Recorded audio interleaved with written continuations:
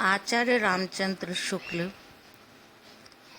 के निबंधों का संकलन जो पहले विचार विधि के नाम से प्रकाशित हुआ था, बाद में चिंतामणि के नाम से प्रकाशित हुआ। चिंतामणि भाग 2 में उनके मनोविकारों से संबंधित और कुछ काव्य शास्त्रीय सिद्धांतों से संबंधित निबंध संग्रहित थे। उसी में से कुछ निबंध हमारे पाठ्य विषय वस्तु के रूप में रखे गए हैं। हम लोभ और प्रीति नामक निबंध के विषय में यहाँ पर जानकारी प्राप्त करेंगे। आप सभी लोग जानते हैं कि हम जीवन में लोभ और प्रीति दोनों भावों से हमेशा युक्त रहते हैं। छोटा सा बच्चा हो और उसके पास कोई चीज़ हो, आप उसे मांगते हैं तो वह कभी नहीं देता और कहता है ये मेरी मम्मी की है। इसी तरह से उसे अपने लोगों से, अपने आत्मीयजनों से भी प्रेम होता है। छोटे बच्चे के माध्यम से समझाया है, सभी को होता है। कहने का मतलब ये कि छोटा बच्चे तक के मन में ये भावना विद्यमान होती है। इन भावों को शुक्ल ने शब्दबद्ध करने का प्रयास किया है और जो शब्द उनके हैं उनके माध्यम से हम बात को समझते हैं। जिस प्रकार का सुख या आनंद देने वाली वस्तु के संबंध में मन की ऐसी स्थिति को जिसमें उस वस्तु के अभाव की भावना होते ही प्रीति, सानिध्य या रक्षा की प्रबल इच्छा जग पड़े लोभ कहते हैं। उन्होंने लोभ को परिभाषित किया है कि कोई ऐसी वस्तु जो हमें सुख या आनंद देने वाली है और जब हमें ऐसा लगे कि वह वस्तु हमसे दूर हो जाएगी, उसका अभाव हो जाएगा, तो उसको अपने पास रखने की जो इच्छा हमारी होती है, उसकी रक्षा करने की, उसे सुरक्षित रखने की और अपने पास बनाए रखने की हमारी जो इच्छा होती है वही लोभ कही जाती है। ये हृदय का एक भाव है। तो आचार्य रामचंद्र शुक्ल इसे वाणी देते हैं और उसके बाद वह प्रीति के ऊपर आते हैं। प्रीति किसे कहते हैं? शुक्ल का कहना है कि प्रेम में भी पहले लोभ ही होता है, क्योंकि लोभ और प्रेम दोनों ही सुंदर आकर्षक वस्तुओं के प्रति होते हैं। यदि हम किसी सुंदर व्यक्ति को देखते हैं या आकर्षक अच्छी लगने वाली वस्तु को देखते हैं तो हम चाहते हैं कि वह हमें प्राप्त हो जाए और वह हमेशा हमारे पास बनी रहे। इस तरह की जो हमारी भावना होती है वह हमारे मन में लोभ में भी होती है और प्रीति में भी होती है। तो प्रेम को समझाते हुए शुक्ल का कथन है, प्रेम में भी हम पहले सौंदर्य पर मुग्ध होते हैं और उसे प्राप्त करना चाहते हैं। वह एक प्रकार का लोभ ही है, भले ही हम इसे रूप लोभ कह सकते हैं। इस तरह उन्होंने इसे रूप लोभ नाम देने की कोशिश की है। उनका तर्क यह भी है कि रूप लोभ जब व्यक्ति केंद्रित होता है तो वह इतना सघन हो जाता है कि उसके अतिरिक्त और किसी सौंदर्य के प्रति हमारा मन झुकता ही नहीं है। और जब इस तरह की भावना हमारे अंदर विद्यमान होती है कि वह व्यक्ति केंद्रित होकर इतना अधिक सघन हो जाता है, इतना गहरा हो जाता है कि उसके अतिरिक्त और कोई हमें सुंदर लगे ही नहीं, तभी प्रेम की नींव पड़ जाती है। और इस तरह उन्होंने यहाँ कहना चाहा है कि जो लोभ है और प्रीति है उन दोनों में एक मुख्य अंतर आप देख सकते हैं। लोभ सामान्य की ओर उन्मुख होता है और प्रेम विशेष की ओर उन्मुख होता है। अर्थात लोभ जहाँ है वहाँ पर बहुत सारे लोगों को एक ही वस्तु का लोभ हो सकता है और जब उस एक ही वस्तु का लोभ होता है तो उन सबके हित एक साथ हो सकते हैं। परंतु जहाँ किसी व्यक्ति का, एक व्यक्ति का प्रेम होता है, वहाँ पर वह कभी नहीं चाहेगा कि दूसरा व्यक्ति भी उससे प्रेम करे।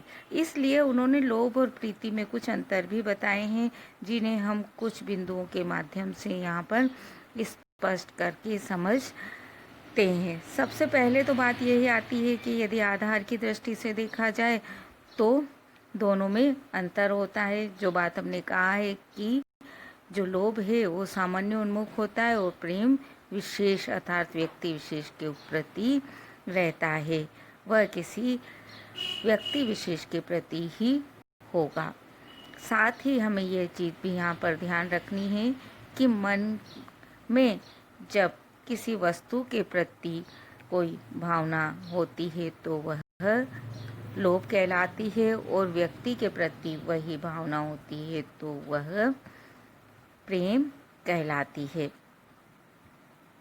हमें लोभ जब होता है तो उससे सुख का अनुभव होता है, इसीलिए उसे हम आनंद स्वरूप भी मानते हैं और उसमें हमें हमारी संवेदनाएं भी जुड़ी हुई होती है, हमारी इच्छाओं का भी योग होता है। अब यदि हम लोभ के अंश की दृष्टि से देखा जाए तो लोभ के दो अंश है, दो हिस्से उसको हम कह सकते हैं।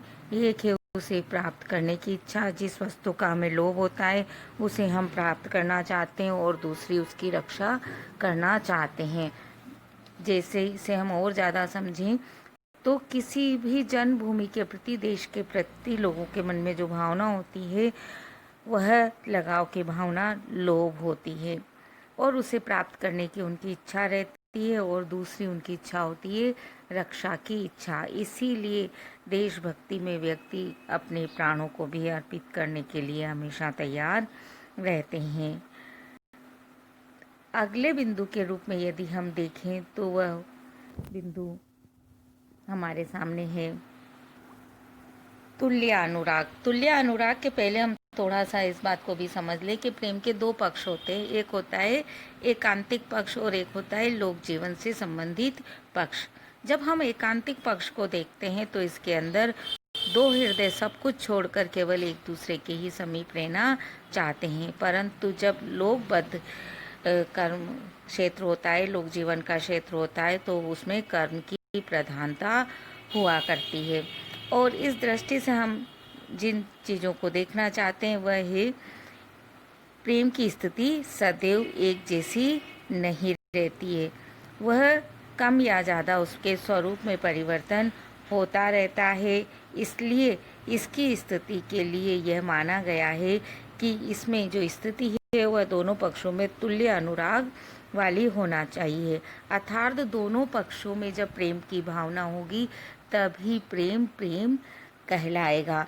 जबकि हम जानते हैं लोभ में तो ऐसी कोई स्थिति होती ही नहीं है, और वो कहते हैं जहाँ पर एक पक्षी प्रेम होता है उसे केवल रसाभास कहा जाएगा, केवल रस का आभास, क्योंकि उसमें रस की पूर्ण स्थिति नहीं बनती है। इसी से अन्य बिंदु भी निकल जाते हैं, और आचार्य शुक्ल का उनके विषय में जो विचार है वह कहते हैं शुक्ल के जो एकांतिक प्रेम है वह श्रेष्ठ प्रेम होता है, और उसी प्रेम को उन्होंने महत्व दिया है। ऐसी स्थिति में जो प्रिय है वह जिसके प्रति उसका प्रेम भाव है उसके सुख दुख में अपना सुख संतोष समझने लगता है। साहचर्य जनित प्रेम को इसीलिए उन्होंने महत्व दिया है, और कहा है कि कई बार प्रेम साहचर्य के कारण अर्थात साथ साथ रहने के कारण भी जागृत हो जाता है, और उस प्रेम में दोनों पक्षों में प्रेम की भावना विद्यमान होती है। ये जो साहचर्य जनित प्रेम है या साधारण प्रीति की भी जब हम बात करते हैं तो आचार्य शुक्ल ने इसके विषय में एक बात और कही है कि जो लोभ और प्रेम है वह हंसकर और रोकर दोनों तरह से ही व्यक्त किया जाता है, और इसीलिए उन्होंने श्रृंगार के दो पक्ष माने, संयोग पक्ष और वियोग पक्ष। और साथ में ये भी कहा है उन्होंने कि जो संयोग और वियोग दो पक्ष होने के कारण ही श्रृंगार रसराज कहलाता है। और आगे वह इस बात को थोड़ा और बढ़ाते हैं और कहते हैं कि ऐसा कोई अन्य भाव नहीं है जिसमें आलम्बन सामने हो तो दूसरे तरह की भावना उत्पन्न होती है, और आलम्बन यदि सामने न हो तो दूसरे तरह की भावना उत्पन्न होती है, क्योंकि जब आलम्बन सामने होता है तो संयोग की स्थिति होती है, और जब आलम्बन सामने नहीं होता है तो विप्रलम्ब की स्थिति होती है, और वह उसमें प्रिय कहीं ज़्यादा करीब होता है। इस तरह की बात आचार्य शुक्ल ने कहना चाहिए। ये था आचार्य शुक्ल द्वारा प्रस्तुत निबंध लोभ और प्रीति। आप इस वीडियो को अपने मित्रों को शेयर